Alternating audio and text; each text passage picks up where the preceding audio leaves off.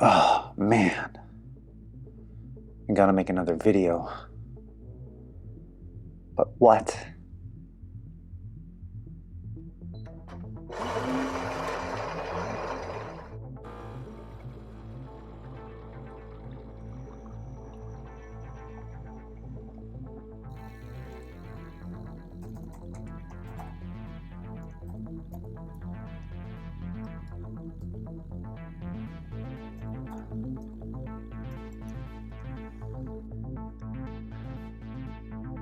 Apple Wallet?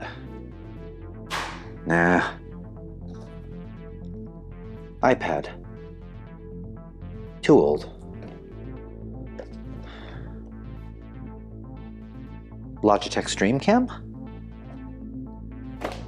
No. iPhone 14. But I don't have it yet.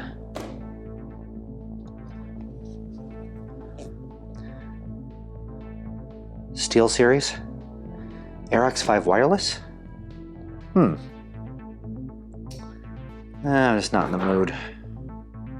Oh, I got it. We're going to compare and contrast the Asus Z13 Flow versus the MacBook Pro with the M1 chip. And we'll do a head-to-head gaming performance on both rigs and see which is the best gaming PC. That doesn't even make sense. Wait a minute. We can unbox the Samsung Odyssey Ark 55-inch gaming monitor.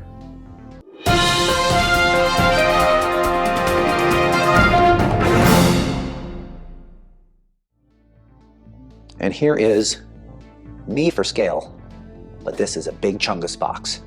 This is a 55-inch gaming monitor, 4K. Let's unbox it.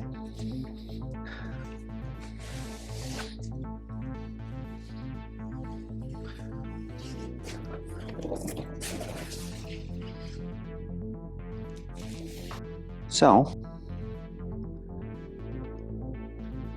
as you can see,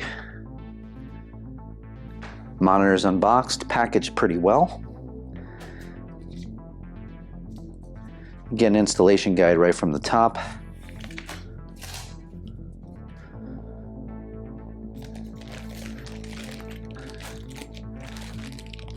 This is probably a part of maybe the stand.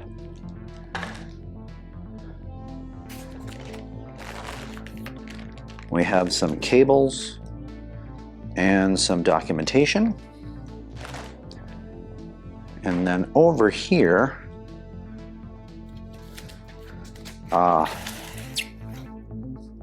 there's a back plate of some sort.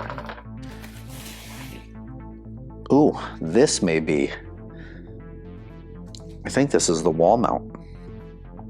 All right. All right.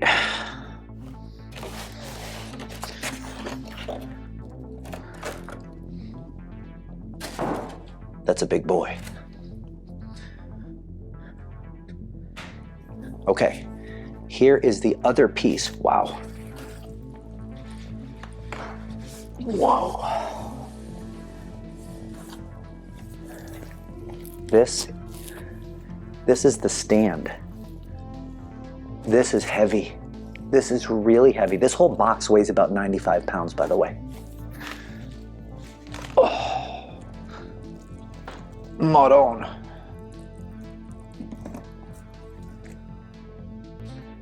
If that falls, it's gonna wake everybody in the house up.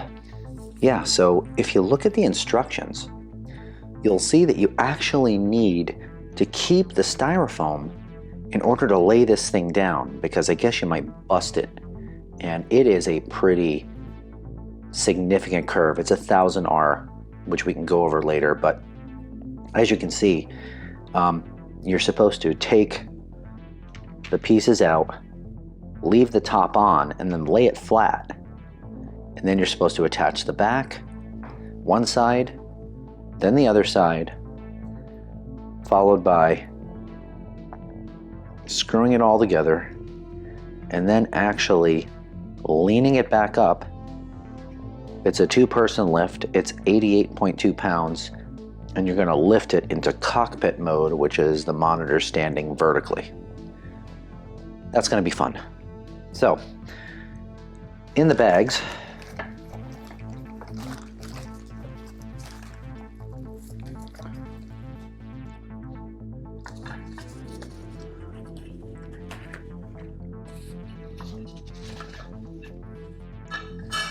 pieces of metal.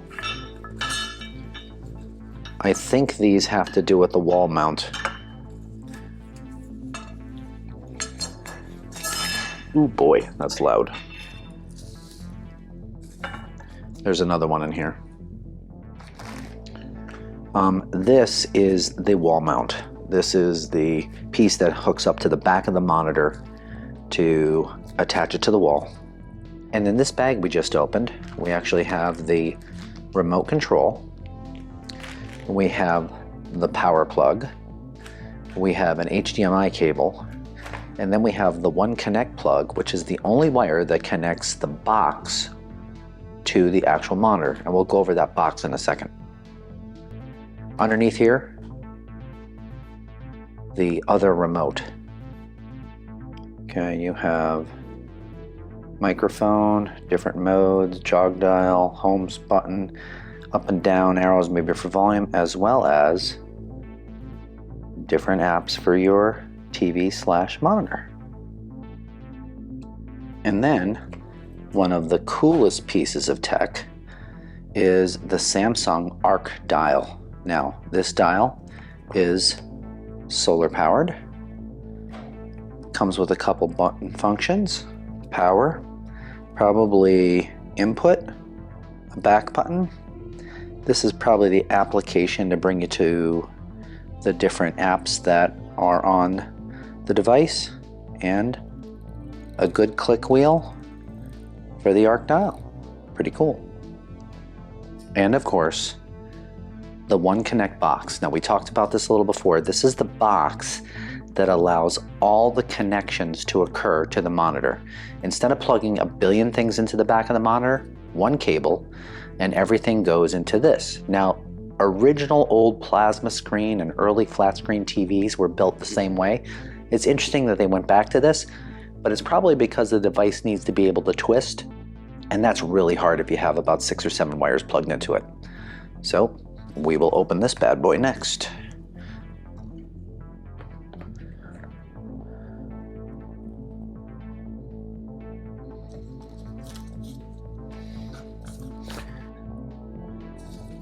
I'm recording this currently at 11:30 at night because I just worked in the emergency department. So I have nobody to help me, so I'm doing this all solo. This is the One Connect box. Let's see the inputs. You have an input for USB, which is probably going to go to the PC. You're going to have the power going to the wall. You have the ability to do digital audio in, LAN in, 4 HDMI, I believe they are 2.1 ports, as well as the One Connect wire, which goes to the monitor. On the side, you're going to see 2 more USB 2.0 ports. We're looking at the back of the device now. This is the connector for, obviously, the monitor stand or the wall bracket. But there is also the ability to have some ambient lighting shine through the back of this device.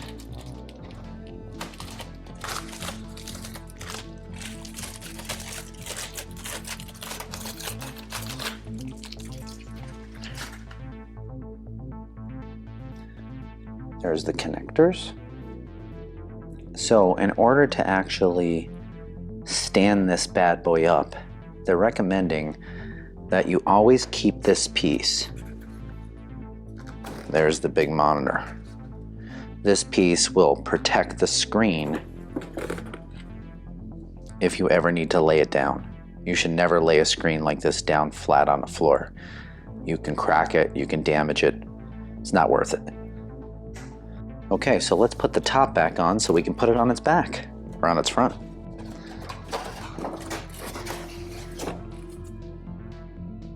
Okay, now that we have the monitor laying on its front, we can now attach the stand. Now, I would like to eventually mount this to my wall, but you better make sure you're damn well in the beams if you're going to put a 95-pound monitor on the wall. So we're going to have to take that one step at a time, but let's put the backing on for now so we can get it up and running and see how it works. And I tell you, the monitor for this thing, and I tell you, the monitor stand for this thing, it's heavier than the monitor. Okay, so what apparently you want to do is slide this in like so. Then you're going to turn the screen, or turn the back, and you want to get a screwdriver and you want to screw in that screw.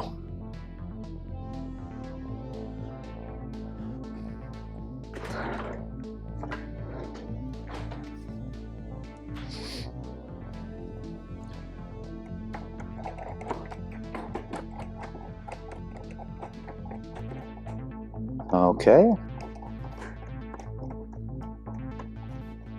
Okay, now we'll turn it the other way.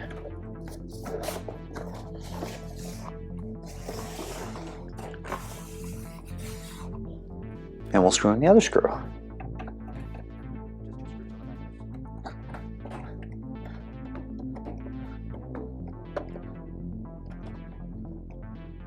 Okay. Now once that's on, we need to attach the bottom. So let's move this.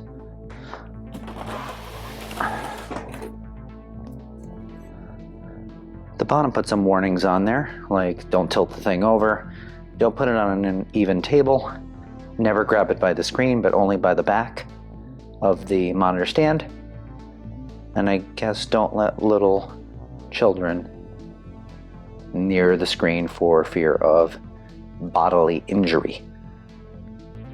And it appears my cat is interested in what's going on here.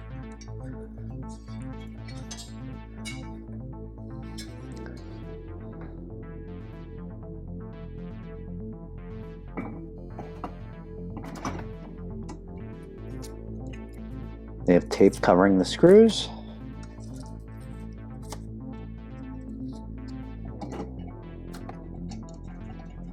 Let's get these screwed in.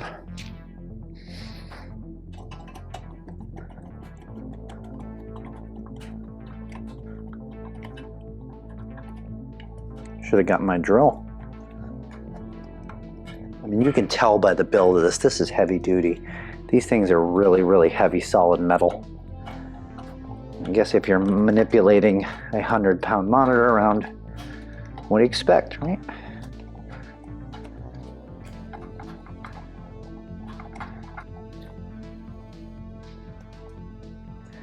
All right, so now that we have the bottom on, it's time to tilt it forward.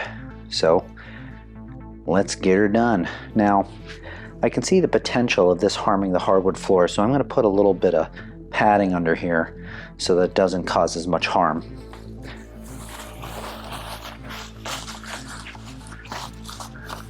This is a little bit of a fulcrum to lift this up.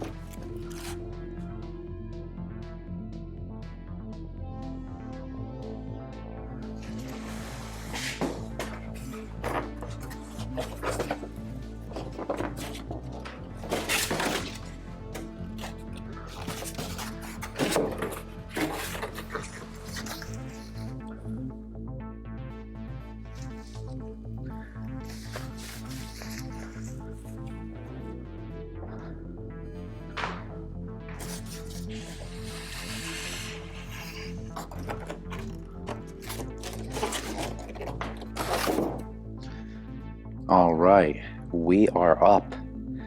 So let's go over this device real quick. This is the Samsung Odyssey Ark gaming monitor. It is a 55-inch monitor. It is the biggest monitor I've ever seen. The claim to fame is the 1000R curve, the very fast millisecond response time, as well as the screen refresh rate. The device has a one connect wire that plugs in the back here and gives you the ability to have only one cable that routes through the back here to the box. Now, looking at the connections that are available here, it's pretty interesting. You have the one connect here, you have a headphone jack, and interestingly enough, you have a USB port here, which is USB-C. Hard to see under there, but it's USB-C, and this allows you to hook a webcam to the top of the monitor without having to go through the box. That's pretty cool. Okay.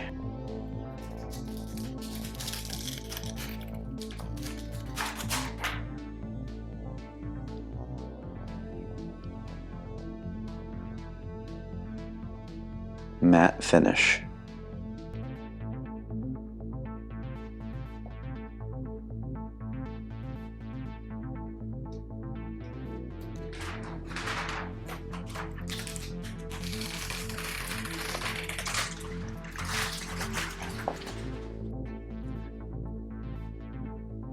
There is some side plastic on this too.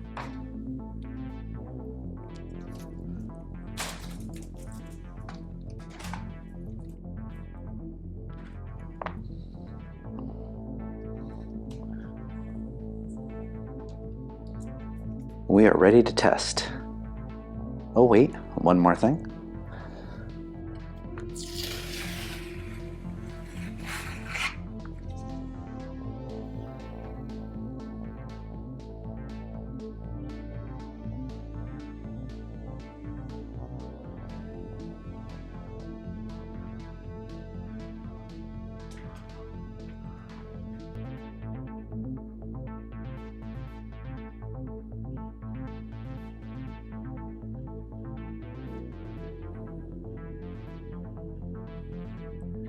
So here we are on the Odyssey Ark playing some Call of Duty, and I have this rotated into cockpit mode. So a little bit more about the monitor.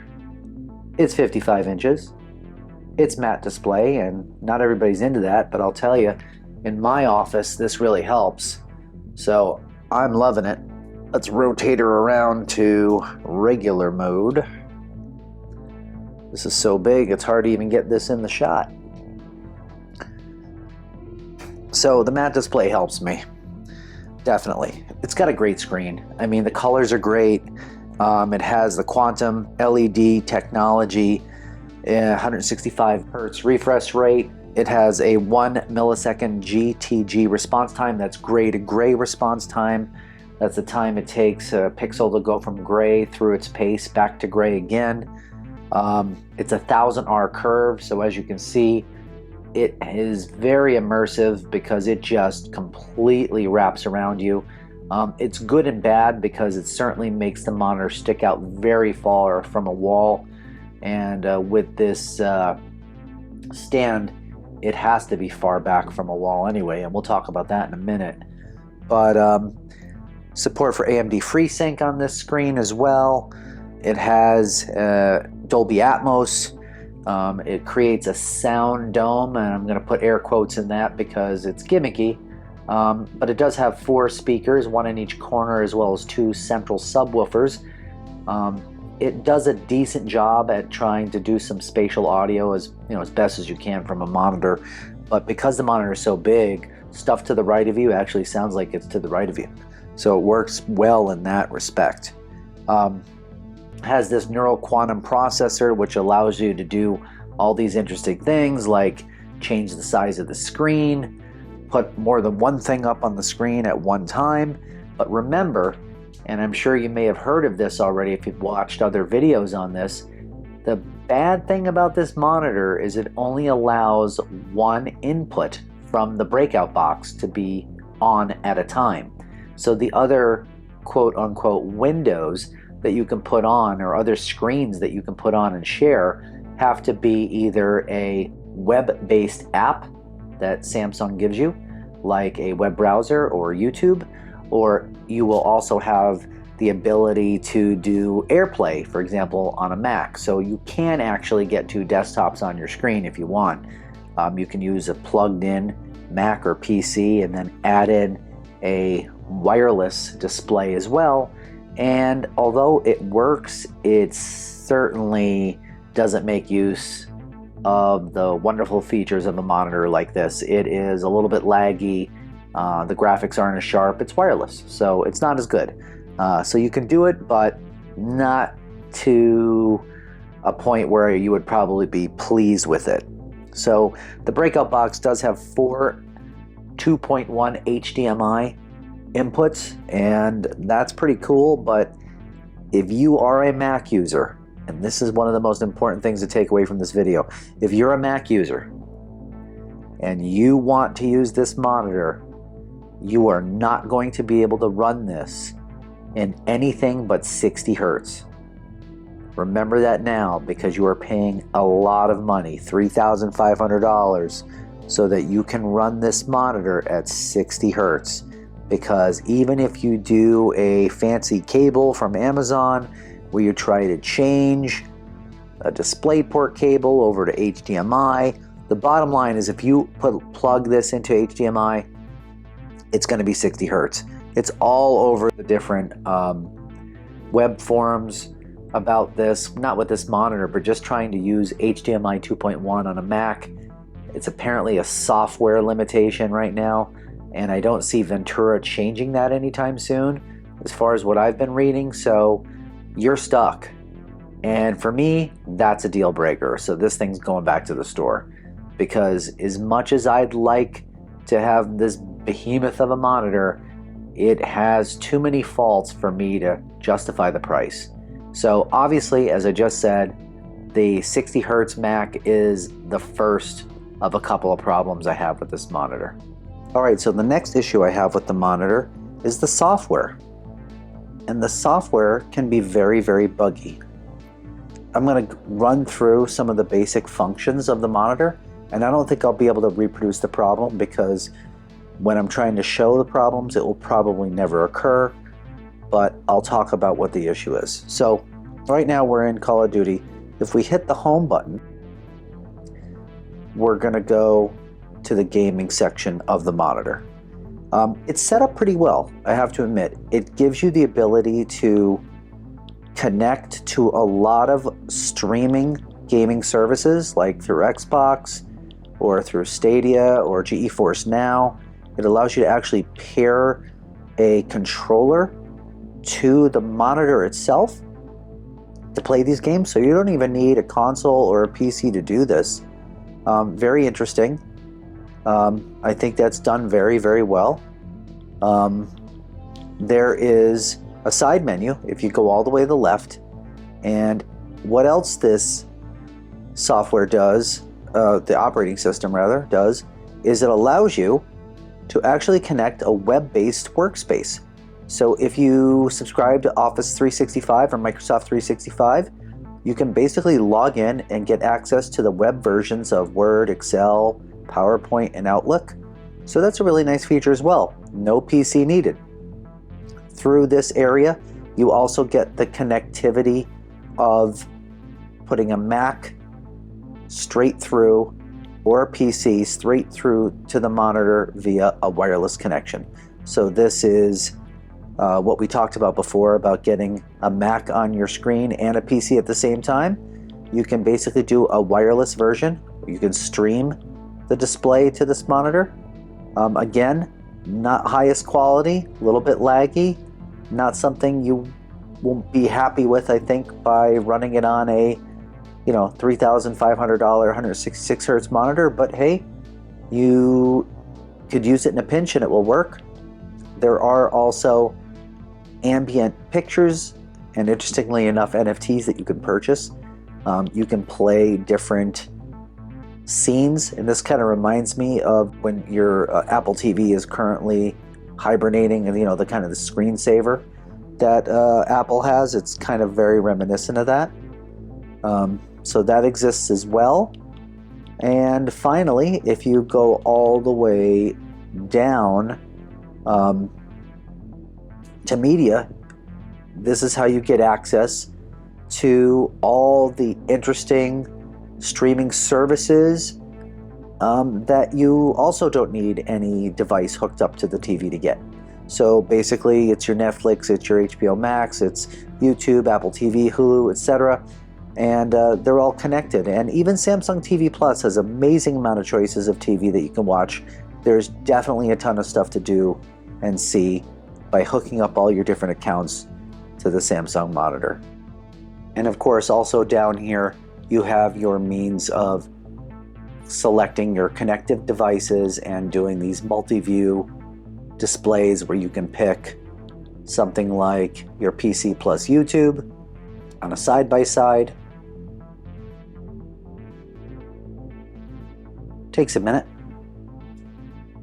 So you have to watch the necessary YouTube app ads. But you could do it this way. You could do a picture-in-picture. You can create your own combinations.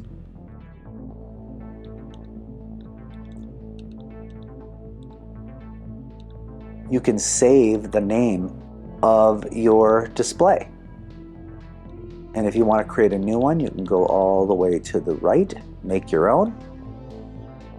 And you can basically pick picture-in-picture, side-by-side, one big, two small, one small, two big, one big, three small, etc. Or even four tiled. So there are a lot of options here. But again, remember, you cannot put two inputs in at the same time. Maybe a firmware update may fix that, but I'm not sure. And I still question why they don't have a display port on the back of this monitor, on the back of the breakout box rather. So this is all great. However, I have so far had to unplug this monitor 3 times and plug it back in because the OS lags. So for example, it probably won't happen now, but as you see, I'm going right and left through this menu. There are times, and there are many times, when I'll keep pushing left and everything will lock up, and for about a minute, nothing will work, and then all of a sudden, boom, boom, boom, boom, boom, boom, all those button presses finally catch up, and the thing goes erratic. As I said 3 times, I couldn't get it back at all, necessitating me in unplugging the monitor 3 times and plugging it back in to regain control. That is a big problem. And I certainly checked the settings, and the settings of this software could be found down here in the menu section. I went to all settings.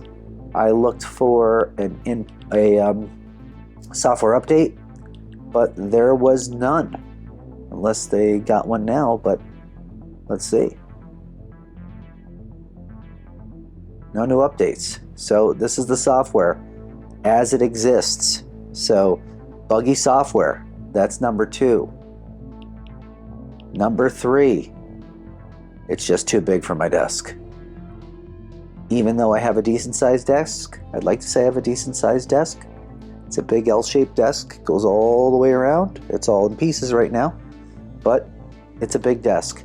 I even actually built a little extra piece of wood at the back of the desk so I can push the stand a little bit off the edge of the desk, because the monitor stand doesn't just create this L-shaped stand. It actually goes beyond the vertical up and down portion to have some footprint on the back side of the monitor. So this actually extends back a little bit.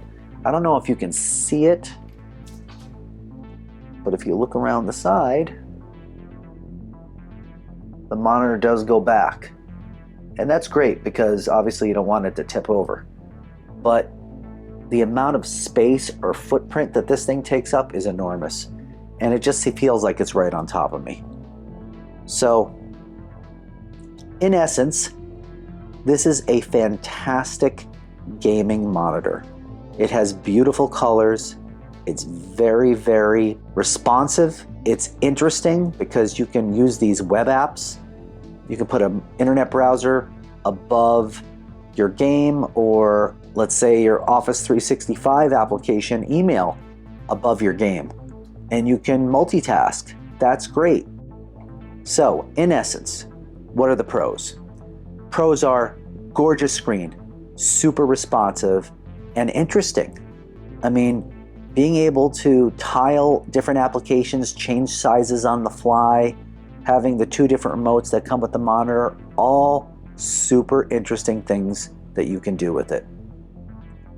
It is expensive, however. It's $3,500, but you are probably getting one of, if not the best gaming monitor on the market today for gaming.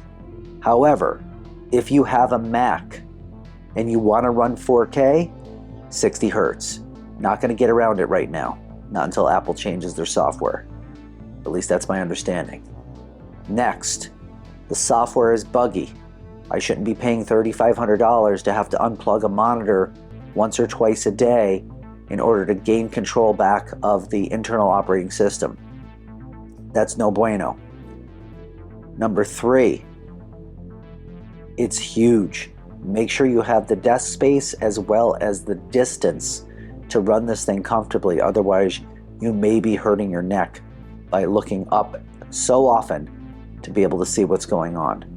4, not being able to run a second input. Now, I knew this when I bought it, so I figured I can just run a web app. And the web apps aren't bad, but they're not great. So, many other monitors can display picture-in-picture, side-by-side, by using 2 separate inputs. Samsung decided to not do that. So, for these reasons, guys, this monitor isn't for me, and it's going to go back. Will it be for you? Maybe. Maybe I have just a glitchy build, and maybe it's just my monitor that's locking up and not working appropriately. But, again, on all the other monitors I have a DisplayPort connection to my Mac. I run it at 120 Hertz plus, buttery smooth, and I just can't justify this kind of price to get low Mac performance. And that's the Mac's fault, not the monitor. So for all of these reasons, I can't justify $3,500. So hopefully this video helped, guys. It was supposed to be an unboxing, but I kind of got carried away and I decided to go through some of the features, tell you what I liked and what I didn't like. Please like and subscribe for this video if you want to see more content like this. Leave a comment below and let me know what you think I missed, or if you found a way around any of the problems I discussed. And 3, be sure to check out my other channel with my good friend Damo, the Modern Boomer, where we talk about the young professional and still being attached to games and tech. And we also talk about lifestyle, money, relationships, style, etc., even travel. So check out that site as well. And as always, guys, thanks for watching.